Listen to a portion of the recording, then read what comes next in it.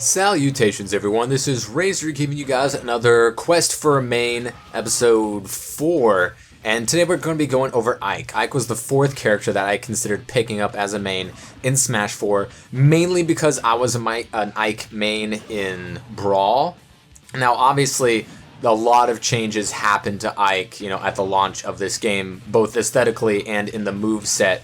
They really bulked him up into a beefier dude, which a lot of people found ridiculous, especially the Japanese community. They were really mocking his, beefier character model. And obviously they made him slower, hit a bit harder, but, a lot slower than he was in Brawl. And I really didn't like that. I hated Ike when he first came out. But after a couple of patches that took a little bit, he started to really shape up into a more of an all-around character where they made him a little bit faster, and he got the 50-50 up throw. For those you don't know, really the only combo that Ike has is up throw into either a forward air or if they spot dodge, up air, and that can start killing most characters around the 90-ish percentile mark. After that, it becomes very difficult, and of course, you have to guess properly and guess the DI. And some characters are just going to get out of it because of their jumps or the speed of other moves that they have. So Ike, he hits hard, but he's incredibly slow. Sometimes the threat of that offstage pressure is enough for characters to kill themselves, whether it be the threat of the forward air or the threat of the eruption at the ledge. Sometimes people respect it a bit too much and they'll just fall to the wayside, as that Captain Falcon did right there. But the character that we have now with Ike, he's not a great character. He's never won a tournament. You see very few Ike mains, the most notable being Rio, who is, seen even more results with Roy and with Corrin. But Ike is an interesting character. He's very fundamentally normal. There isn't anything complicated about him. He doesn't have much of a combo game whatsoever. He has almost no tech. The only tech that he has is canceling the ending lag of his side B, as well as the footstool combo that he has at very, very low percents. You can either down throw into a footstool and then dare to lock, and then after that, nair back air, or, make your own Build-A-Bear combo either after that or, straight off the bat. Or another way to get the footstool is a fast fall up air right next to your opponent, really, and that's a much easier footstool to land than the down throw, which isn't going to work at all characters, and it's only going to work in a very small, very, very low percent window, usually around 0 to 8% is when that's going to work, maybe 12% at the highest character, depending. The up air footstool is a lot easier to land, but there's going to be very few instances where your opponent is going to be standing still right next to you outside of shield for the entirety of your up air to come out and then get the footstool and then do the rest of the combo, which isn't incredibly difficult, but it's not one of the easier footstool combos in the game. I think it's kind of hard. Especially just because if your most opponents know that it's a thing, so all they have to do is properly DI that down throw, and it's going to make it really difficult on the majority of characters. If they know that it's coming, they can get out of it. So it's not guaranteed, and it's not a kill combo unless your opponent air dodges into like a fully charged forward smash, and at that case you're maybe doing 97%. Otherwise, that entire guaranteed of that combo can get you, I believe it's like 78% or something like that. So not too shabby way to start off a game, but very difficult to pull off and isn't going to give you much mileage out of it. So Ike as a character, you could say, he's hard hitting but slow, but he's so slow. The moves that he has are just incredibly, make him very difficult to be competitive with.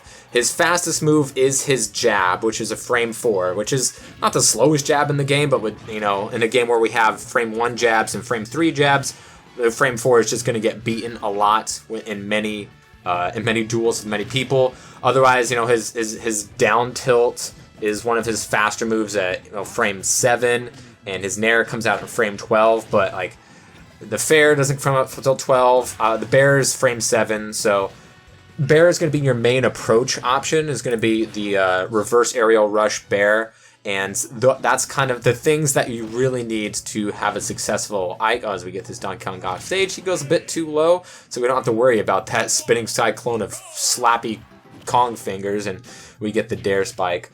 The main things that you want to master with Ike as we fare this Little Mac out of existence is your fast fall aerial rush reverse back airs for approach options, which is your safest approach. Nair and Fair are not good on shield. Dash attack is terrible on shield. He has a garbage grab range and one of the slower grabs out there, which doesn't come out until his standing grab is frame 7 and his dash grab is until frame 10, and it has very, very negligible range. We're going to catch that landing with the eruption, and we're going to get the Little Mac off stage.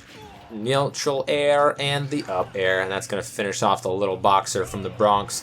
So Little Mac is just, or Ike is just way too slow, I feel like, to compete with most characters. He almost has no combo game to speak of. He has decent range and decent power, but doesn't get much off of grabs. Is just way too slow to punish, and really can't do anything against shields because of how slow he is, and the fact that his dash grab doesn't come out till frame 10, and it has very, very small range to it.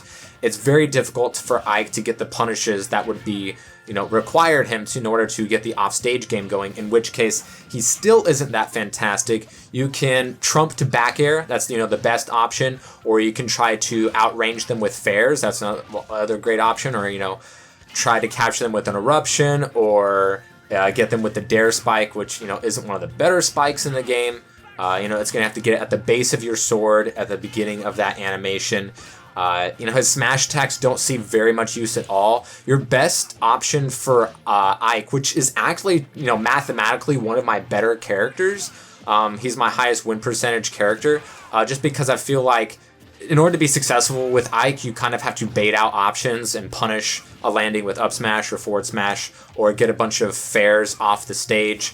And in order for Ike to be successful, especially if your opponent has fought an Ike before and knows what to look out for, is just baiting out options. So whenever I get someone in the air, especially when they're outside of my 50-50 up throw range, is to either up throw them in the air or get them in the air with whatever option, and either fake out the up air, and then as they spot dodge, get them with an up air as they're coming down, or fast fall and up tilt, which can kill, or up smash if you know that they have no safe way of landing. Or if they're off stage, I really want to either get the guaranteed forward throw after an up air or something like that. But past that, what you want to do, or what I do quite often, is I will look like I'm going for the forward air, so I'll bait out their second dodge or their air dodge and then hit him with the up air. So that's kind of like what you need to do with Ike. His kill options aren't fantastic. They are strong, and we can punish some of those landings there with sweet moves like Eruption.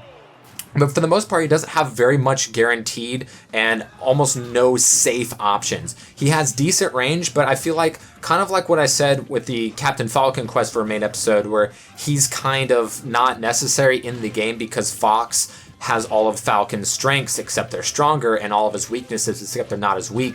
Ike kind of has that with Cloud and with Roy. You have the decent range with the sword, but Cloud's sword just does way more damage. His dash attack is way safer on shield. It's stronger, will kill sooner. The only time you ever want a dash attack with Ike is with a missed tech on like a forward throw or a forward tilt or something like that.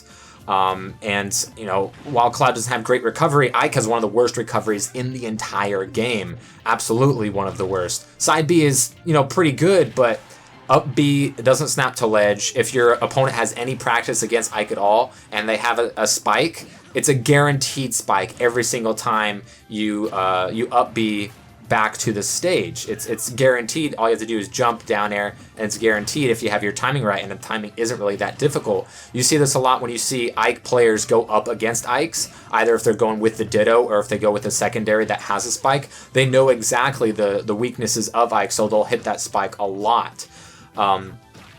And Cloud is just way faster and has more kill power and everything. He has better frame data on everything and can get some things out of grabs, and he's got the limit.